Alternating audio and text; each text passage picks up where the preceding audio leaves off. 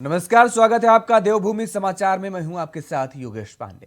भर्ती परीक्षाओं में हो रही धांधली के विरोध में आज पूर्व मुख्यमंत्री हरीश रावत ने राजधानी देहरादून स्थित गांधी पार्क में मौन उपवास रखा। उन्होंने कहा कि सरकार युवाओं के भविष्य के साथ खिलवाड़ कर रही है। लगातार भर्ती परीक्षाओं में धांधली सामने आ रही है और जिसमें खुद विभाग के अधिकारी भी संलिप्त हैं।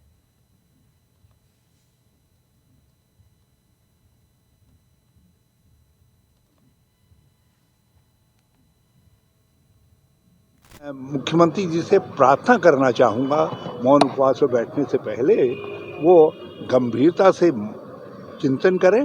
लीपापोती का कोई भी प्रयास इस संस्था को खत्म कर देगा और राज्य के हितों पर इसका बड़ा दूरगामी प्रभाव पड़ेगा और राज्य के लोक सेवा आयोग के लोगों को भी इस पर मनन करना चाहिए। मैं मुख्यमंत्री जी से प्रार्थना करना चाहूँगा, मौन उपवास में बैठने से पहले वो गंभीरता से चिंतन करें। लीपापोती का कोई भी प्रयास इस संस्था को खत्म कर देगा और राज्य के हितों पर। और इसी खबर पर ज्यादा जानकारी के साथ हमारे संवाददाता सौरभ भाटिया हमारे साथ फोन लाइन पर बने हुए हैं। सौरभ, भर्ती परीक्षाओं में धांधली का आरोप लगाया गया और आज पूर्व सीएम मौन उपवास पर बैठे, क्या कुछ और खबर पर जानकारी है आपके पास?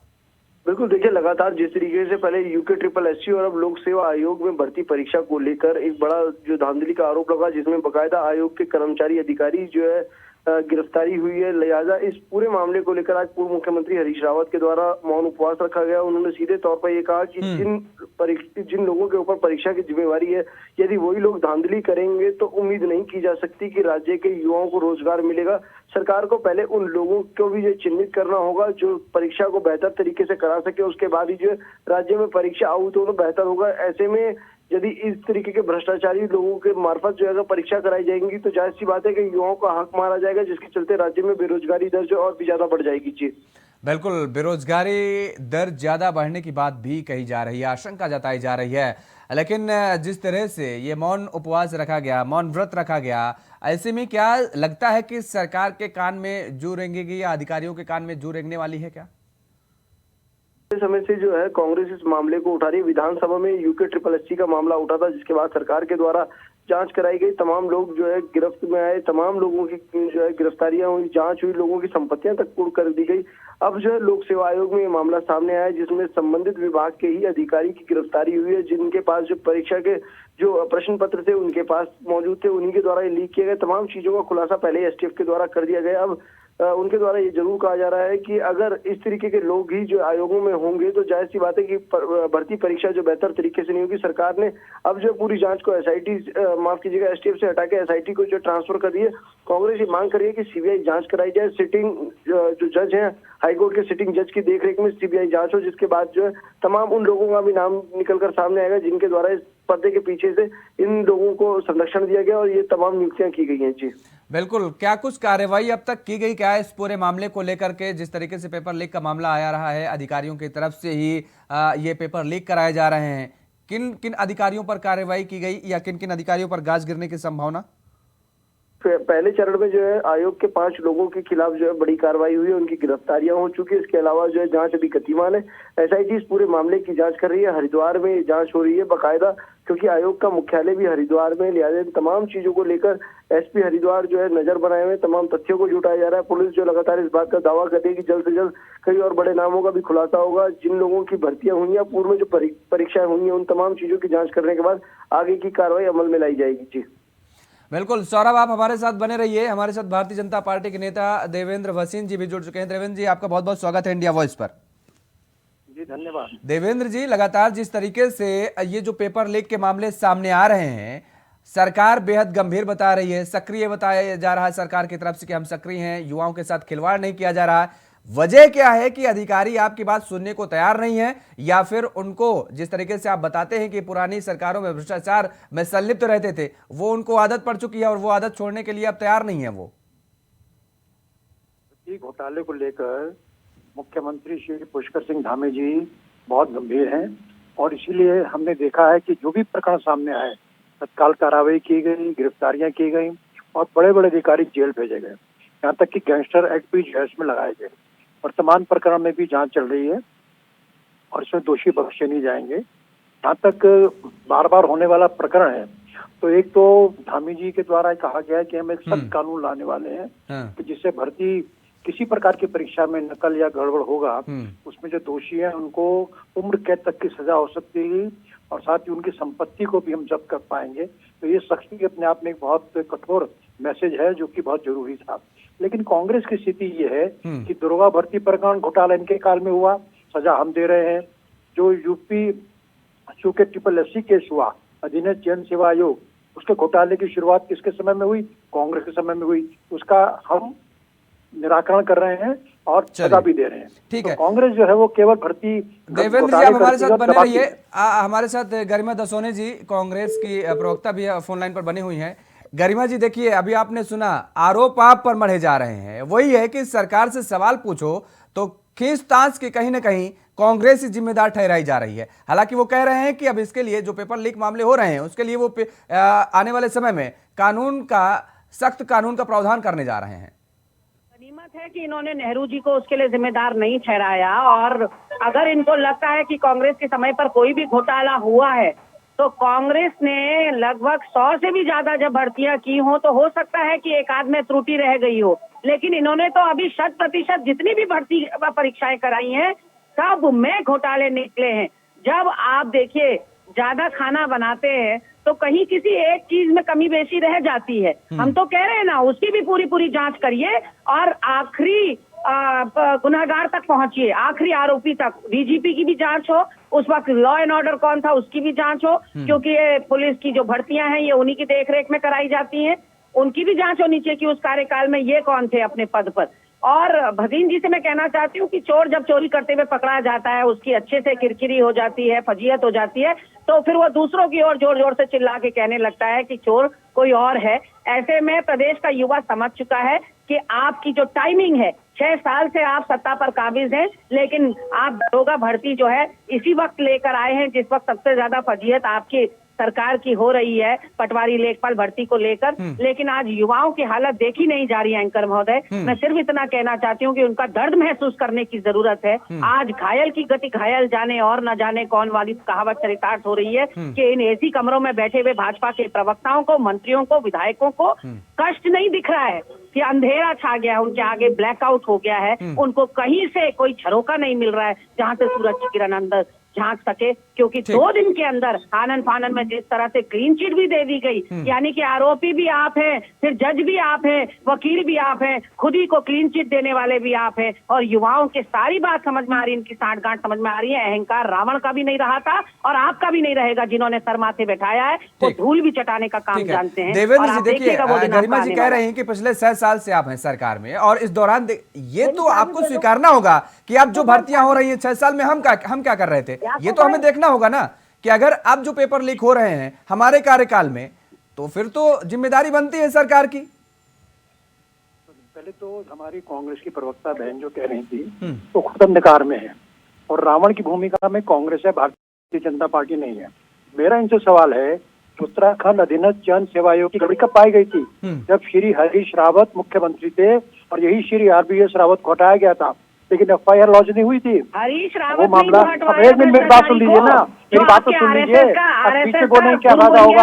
अब फिर कोई आप सुन नहीं सकते ना, आप सच्चाई सुनने को एंकर महोदय रोकिए इनको, एंकर महोदय रोकिए इनको, डिबेट को खराब करती है कांग्रेस के प्रवक्ता। हमेशा सच्चाई नहीं सुन पाते। ये इन लोगों ने लगातार प्रदेश को लूटा है कांग्रेस ने, रेक नहीं। और दरोगा भर्ती को ढोला कब का है? नहीं, दरोगा भर्ती घोटाला की जनता ने युवाओं ने यहाँ पर विश्वास किया। सुन लीजिए देवेंद्र जी, जनता ने युवाओं ने यहाँ पर विश्वास किया और इसलिए सरकार को आगू बिठाया।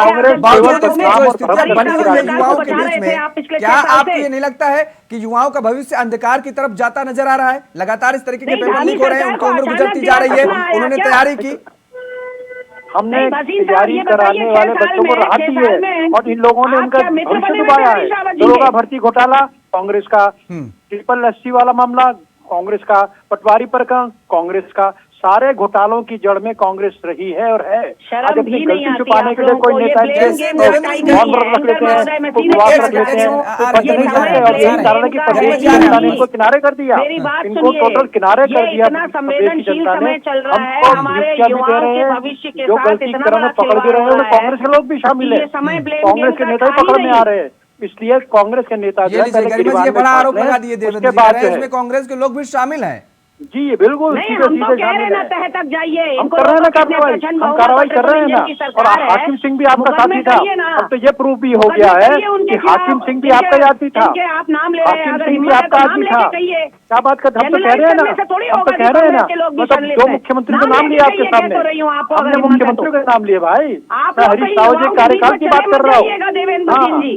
जी मैं बता रही आप हूँ जो है आपको, जिस तरह का भ्रमित नहीं गुस्सा कर और सकते, आक्रोश में आप युवाओं में भ्रमित मत देखकर नहीं कर आई हूँ, सकते। आप लोगों आप का लोगों ने आगे चोरी की है, भ्रम फैलाया है और बार बार माफी मांगते हैं आप लोग। आप प्रदेश की कभी इस बारे में माफी मांग लेते हैं, कभी विधानसभा प्रकरण माफी मांग मुझे लेते हैं। समझ देवेंद्र में जी, ये बहुत नहीं सीधा आता सा है सवाल कि दीजिए। आपकी भाइयों को रात को नींद गरिमा जी नहीं आएंगे आती आपके है, ध्यान से ये रुकिए, युवाओं गरिमा जी के आप साथ रुकिए, इतना बड़ा गरिमा जी छल कर गरिमा जी चुके आप हैं। रुकिए। देवेंद्र जी, बहुत सीधा सा जवाब दीजिए। सरकार आपकी, प्रशासन आपका, लेखपाल पटवारी भर्ती के जो पेपर अब लीक हुए, इसकी जिम्मेदारी कौन लेगा? अभी भी क्या कांग्रेस जिम्मेदार है? बहुत सीधा सा जवाब दीजिएगा देवेंद्र जी। आवाज आ रही देवेंद्र जी? चलिए, शायद आवाज नहीं मिल पा रही है। गरिमा जी और देवेंद्र दसोनी जी, आपको दोनों मेहमानों का हमारे साथ जुड़ने के लिए बहुत बहुत शुक्रिया। तो लगातार जिस तरीके से युवाओं के साथ खिलवाड़ कर रही है सरकार, ये बात का आरोप लगाया जा रहा है कांग्रेस की तरफ से। और ये आप तस्वीरें देख सकते हैं कि पूर्व मुख्यमंत्री हरीश रावत धरना प्रदर्शन पर बैठे हैं और ये हरीश रावत का मौन उपवास की ये तस्वीरें हैं। और यहां पर रुकते हैं एक छोटे से ब्रेक के लिए। ब्रेक के बाद फौरन हाजिर होते हैं। ब्रेक के बाद एक बार फिर आप सभी का स्वागत है। खबरों में आगे बढ़ेंगे, देहरादून का रुख करेंगे, जहां पर पेपर लीक प्रकरण के बीच 2 भर्तियां निकाली गई हैं। राज्य लोक सेवा आयोग से ने 2 नई भर्तियां निकाली हैं। भर्तियों को लेकर के आपको बता दें कि 2 नई भर्तियां निकाली गई हैं, जहां पर पेपर लीक मामले के बीच ये 2 भर्तियां निकाली गई हैं। डाटा एंट्री ऑपरेटर और रक्षक भर्ती के विज्ञापन जारी हुए हैं। राज्य लोक सेवा आयोग ने 2 नई भर्तियां निकाली हैं। तो 2 फरवरी तक ऑनलाइन किया जा सकता है आवेदन। 2 फरवरी तक ऑनलाइन आवेदन किया जा सकता है। जनरल, ओबीसी और ईडब्ल्यूएस उम्मीदवार आवेदन कर सकते हैं। डाटा एंट्री ऑपरेटर रक्षक भर्ती का विज्ञापन जारी किया गया है।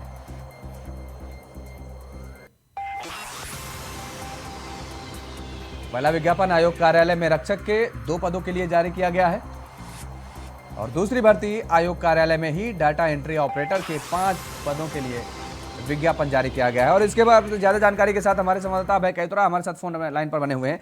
अभय, पेपर लीक के बीच ये 2 भर्तियां निकाली गई हैं। अब इन 2 भर्तियों को लेकर के जो पद निकाले गए हैं, जितनी संख्या निकाली गई है, युवा या युवाओं के मन में क्या चल रहा होगा, क्या सोच रहे होंगे?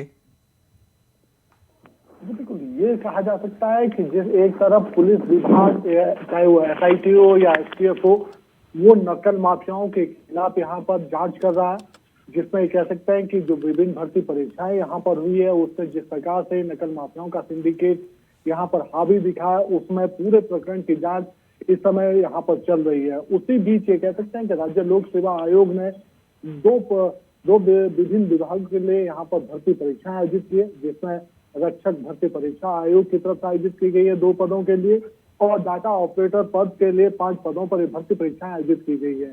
5 फरवरी तक आप कह सकते हैं कि सभी अभ्यर्थियों को ऑनलाइन आवेदन यहाँ पर करना होगा और उसके बाद आयोग की तरफ से उन सभी का बैग यहाँ पर जो डॉक्यूमेंट जमा होंगे, जो छात्रों की तरफ से आवेदन किए जाएंगे, उनका वेरिफिकेशन यहाँ पर किया जाएगा और उसके बाद भर्ती परीक्षाओं को आयोजित करने का काम होगा। लेकिन ये कह सकते हैं कि एक तरफ जांच के बीच में ये बेरोजगार अभ्यर्थियों के लिए बड़ी राहत भरी खबर इसके भी कही जा सकती है कि जो एक तरफ निराशा में अभ्यर्थी यहाँ पर चल रहे थे, बेरोजगार अभ्यर्थी यहाँ पर जो निराशा में चल रहे थे कि विभिन्न जांचों के चलते भर्ती परीक्षाएं आयोजित नहीं हो पा रही है, तो उनके लिए खुशखबरी है कि आयोग की तरफ से 2 विभागों की भर्ती परीक्षा आयोजित की जा रही है, जिसके लिए अभ्यर्थी अपना ऑनलाइन आवेदन यहाँ पर कर सकते हैं। जी बिल्कुल, ऑनलाइन आवेदन किया जा सकता है। और इसकी आखिरी डेट क्या रखी गई है अभय? जी बिल्कुल, 5 फरवरी तक इन सभी अभ्यर्थियों को ऑनलाइन आवेदन यहाँ पर करना होगा, चाहे वो रक्षक पदों के लिए हो या फिर डाटा ऑपरेटर पदों के लिए हो, उनके लिए यहाँ पर आवेदन करना होगा। उसके लिए अलग से ये कह सकते हैं कि जो आरक्षण। बहुत बहुत धन्यवाद तमाम सारी जानकारी देने के लिए। अब हमारे साथ जुड़े हुए थे जिन्होंने बताया किस तरीके से इन भर्तियों को निकाला गया है। और उत्तराखंड आम आदमी पार्टी के प्रदेश संयोजक ज्योत सिंह बिष्ट ने प्रदेश सरकार पर जोशीमठ आपदा से निपटने को लेकर फेल बताया है। उन्होंने कहा है कि जोशीमठ में आई आपदा को लेकर जब तक सरकार यह तय नहीं करती कि यह दैवीय आपदा है या मानव जन्म, तब तक जोशीमठ के लोगों के साथ न्याय होना संभव नहीं है। सरकार जब तक ये नहीं तय कर पाएगी कि जोशीमठ में जो आपदा आई वो दैवीय आपदा है या मानव जनित आपदा है, तब तक जोशीमठ के लोगों के साथ न्याय होना संभव नहीं है। सरकार अभी तक एनटीपीसी को बचाने के लिए इसको दैवीय आपदा घोषित करना चाहती है। 2 तारीख से ये हादसा हो रहा, उससे 1 साल पहले से वहाँ पर दरारें आनी शुरू हो गई थी, लेकिन सरकार के नुमाइंदों ने, किसी ने इस पर ध्यान नहीं दिया। लोग आंदोलन करते रहे लेकिन उनकी सुनवाई नहीं हुई और उसका परिणाम है कि जोशीमठ आज बर्बादी के कगार पर है। जोशीमठ के लोगों को ये पता नहीं कि जब ये जोशीमठ दरकेगा, उनके मकान टूटेंगे तो उनको कहाँ पर सरकार विस्थापित करने जा रही, कोई जगह चिन्हित नहीं। वहीं जोशीमठ मामले को लेकर के उमा भारती ने क्या कुछ कहा है वो भी आपको सुनाते हैं। उमा भारती ने तो इन परियोजनाओं पर ही सवाल उठा करके सुप्रीम कोर्ट में अपना एफिडेविट दिया था कि परियोजनाएं इस इलाके के लिए खतरनाक हैं। वो केंद्र में उस समय मंत्री थी, उनकी अपनी सरकार में मंत्री रहते नहीं सुनी गई। उनके दो विभाग मंत्रालयों ने जब सुप्रीम कोर्ट में सही समय पर जानकारी नहीं दी तो उमा भारती का एफिडेविट भी खारिज हो गया। तो उमा भारती ने जो चेतावनी दी उन्होंने इस समय भी सरकार के कामकाज पर सवाल उठाए, तो ये अपने आप में पर्याप्त है समझने के लिए कि भाजपा की उत्तराखंड की सरकार विस्थापितों जो जोशीमठ के प्रभावित परिवार हैं उनको अभी न्याय नहीं कर पा रही। लेकिन उससे बड़ी बात यह है कि एक शगुफा छोड़ा जा रहा है कि प्रधानमंत्री जी पल पल की मॉनिटरिंग कर रहे हैं, उनकी पैनी नजर रखी हुई है, लेकिन प्रधानमंत्री जी ने तो ये। आम आदमी पार्टी के नेता ज्योत सिंह बिष्ट ने पेपर लीक मामले पर क्या कुछ कहा वो भी आपको सुनवा देते हैं। अब बड़ा घोटाला हो गया कि जिस एसटीएफ ने नकल माफियाओं को पकड़ा, उस एसटीएफ से जांच हटाकर एसआईटी को दी गई। एसटीएफ के नकल घोटाले के उजागर करने को सरकार को रास नहीं आया, ये सबसे बड़ी बात है और इसीलिए उन्होंने उनसे जांच हटा दी। तो इस ढंग का अगर सरकार का एटीट्यूड होगा तो नकल होती रहेगी। केवल सजा का प्रावधान करने से, सख्त कानून बनाने से न नकल रुकती है न कोई दूसरा अपराध रुकता है। सरकार की इच्छा शक्ति मजबूत होगी, अपराधी को अगर डर होगा कि अगर हम कुछ गलत करेंगे तो हमको उसका दंड तुरंत मिलेगा, तो तब जो है कि ये अपराध रुकते हैं। सरकार अपराधी बेखौफ है, नकल माफिया बेखौफ है, क्योंकि उनके पर सत्ताधारी सफेद पोशों का हाथ। भ्रष्टाचार के मामले में उत्तराखंड विधानसभा के पूर्व सचिव मुकेश सिंघल के खिलाफ अब विजिलेंस जांच होगी। राज्य स्तरीय सतर्कता समिति ने पूर्व विधानसभा सचिव के खिलाफ जांच की अनुमति दे दी है। सिंघल के 5 साल में 3 पदोन्नति भी दी गई थी। हालांकि अब मुकेश सिंघल को संयुक्त सचिव के पद पर रिवर्ट किया गया है। पूर्व विधानसभा सचिव मुकेश सिंघल पर विधानसभा में 32 पदों की सीधी भर्ती के लिए विवादित एजेंसी RM टेक्नो सॉल्यूशन को चयन करने और 3 दिन में उसे 59 लाख रुपए का भुगतान करने का आरोप भी है। वहीं आपको बता दें कि RM techno solution agency UKSSC की भर्ती परीक्षाओं में भी विवादित है।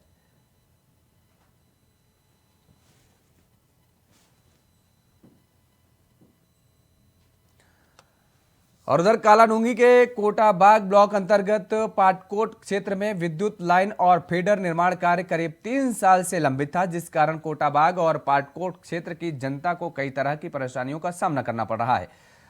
सालों से लंबित विद्युत लाइन और फीडर का कार्य पूरा होने से स्थानीय क्षेत्रवासियों को सालों का इंतजार खत्म हो गया था। वहीं उपखंड अधिकारी दीपक पाठक ने बताया कि यह फीडर पाटकोट क्षेत्र के लिए स्वतंत्र फीडर बन गया था। वहीं कोटबाग क्षेत्र के लिए भी फीडर की लंबाई 47 किलोमीटर से घटकर मात्र 11 किलोमीटर रह गई है, जिसका लाभ दोनों क्षेत्र के विद्युत उपभोक्ताओं को मिलेगा। दूसरा, पाटकोट वालों के लिए फायदा यह है कि उनको जो है कोटाबाग में कोई दिक्कत होती तो उनको लाइन बंद हो जाती थी। उनके लिए फायदा यह है कि अब उनकी सेपरेट लाइन हो चुकी है। ये हमारा काम जो है विगत 3 साल से पेंडिंग पड़ा हुआ था, जो हमारा 30 मई 2022 को हमने स्टार्ट किया प्रशासन की मदद से, और 31 जुलाई को हमारी लाइन 11 कंप्लीट हो गई थी। अक्टूबर में हमें जो है जो ब्रेकर है वो स्टोर द्वारा मिल गया था और हमने 11 जनवरी 2023 को नो लोड। उत्तराखंड पुलिस के 20 दरोगाओं को निलंबित किए जाने के बाद बीजेपी ने इसे धामी सरकार की जीरो टॉलरेंस की नीति का असर करार दिया है, जिससे भ्रष्टाचार करने वाले और भ्रष्टाचार से नियुक्ति होने वालों के खिलाफ कड़ी कार्रवाई की जा रही है। विजिलेंस जांच में दरोगा भर्ती 2015 के इन 20 दरोगा की पुष्टि हुई है, जिन्होंने अनुसंधानों का प्रयोग कर भर्ती परीक्षा पास करने का काम किया था। अब विजिलेंस जांच पूरी होने के बाद इन सभी को निलंबित करने का काम विभाग की तरफ से किया गया है। इसी कार्रवाई को बीजेपी धामी का भ्रष्टाचार पर कड़ा प्रहार बता रही है।